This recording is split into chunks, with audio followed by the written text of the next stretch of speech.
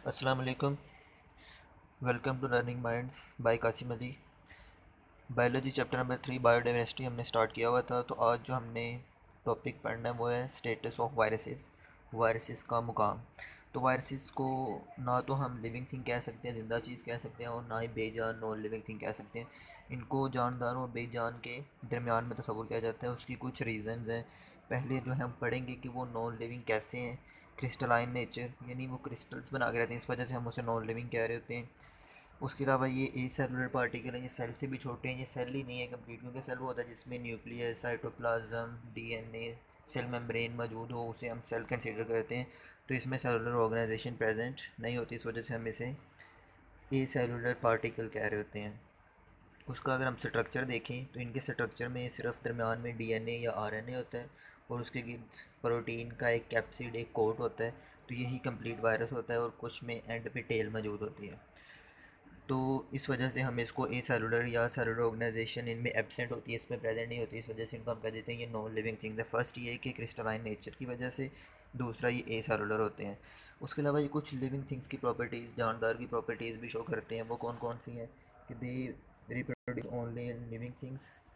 ये जब होस्ट के अंदर, किसी भी जानदार के अंदर दाखिल होते हैं तो वहाँ पे जाके ये अपनी तादाद को बढ़ाते हैं, इस वजह से इसको हम लिविंग थिंग भी कह सकते हैं। तो इस वजह से कुछ प्रॉपर्टीज़ इसकी लिविंग थिंग्स की, कुछ नॉन लिविंग थिंग्स की, इस वजह से इनको ना तो हमने लिविंग थिंग कभी कहा है और ना ही नॉन लिविंग थिंग। और ये सेलुलर होने की वजह से, इस सेल ना होने की वजह से इसको हमने 5 किंगडम क्लासिफिकेशन सिस्टम के अंदर इंक्लूड भी नहीं किया हुआ, ये 5 किंगडम क्लासिफिकेशन सिस्टम में शामिल नहीं है। इसकी एग्जांपल जब आपके पास आ जाता है प्रायोन्स और वायरॉइड्स।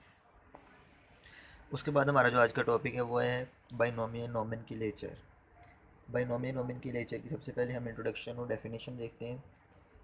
इसकी डेफिनेशन है हमारे पास कि binomial nomenclature is the method of giving scientific name to living organism, यानी जानदार को साइंसी नाम देने के तरीक़ेकार को हम बाइनोमियल नोमेनक्लेचर कह रहे होते हैं।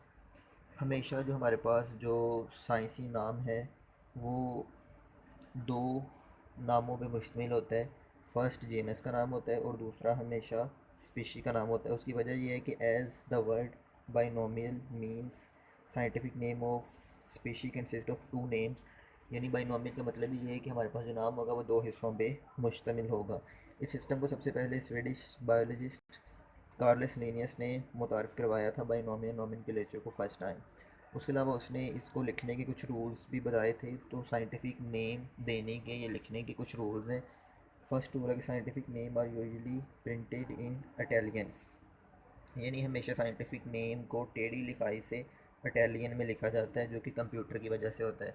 अगर हाथ से लिखना हो वन हैंड तो उनके नीचे अंडरलाइन, उसे अंडरलाइन कर दिया जाता है, तो वो हमारे पास साइंसी नाम होगा। सेकंड पॉइंट हमारे पास the first term generic name always begin with capital letter. वो कह रहे कि जो हमारे पास फर्स्ट दो नामों पर मुश्तमिल होता है, जो फर्स्ट नाम है वो जेनस का नाम होता है, और उसका फर्स्ट जो लेटर है वो हमेशा कैपिटल लिखा जाता है। और उसके बाद जो स्पेशी का नाम है वो हमेशा हमने स्मॉल लेटर्स के अंदर लिखना है, बेशक वो प्रॉपर नाउन ही क्यों ना हो, फिर भी हमने उसे स्मॉल लेटर्स के अंदर ही लिखना है। जैसा कि यहाँ पे होमोसेपियन में एच बड़ा है और सेपियंस में एस छोटा है। उसके बाद थर्ड इसका रूल ये है कि the scientific name is generally written in full. अगर हम फर्स्ट टाइम इस्तेमाल कर रहे हैं साइंटिफिक नेम तो इसे कंप्लीट लिखेंगे, होमोसेपियंस फॉर एग्जांपल, ठीक है। तो इसी तरह बैक्टीरिया का नाम है एस्चेरिचिया कोलाई, तो ये कंप्लीट लिखेंगे। लेकिन जब दूसरी बार इस्तेमाल करेंगे तो इसे कंप्लीट नहीं लिखेंगे, बल्कि इस जीनस का सिर्फ फर्स्ट लेटर लिखते हैं।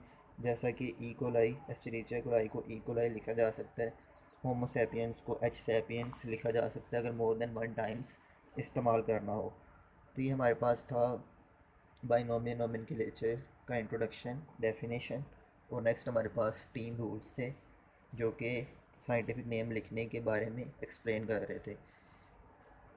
तो ये हमारा आज का टॉपिक था। Thank you.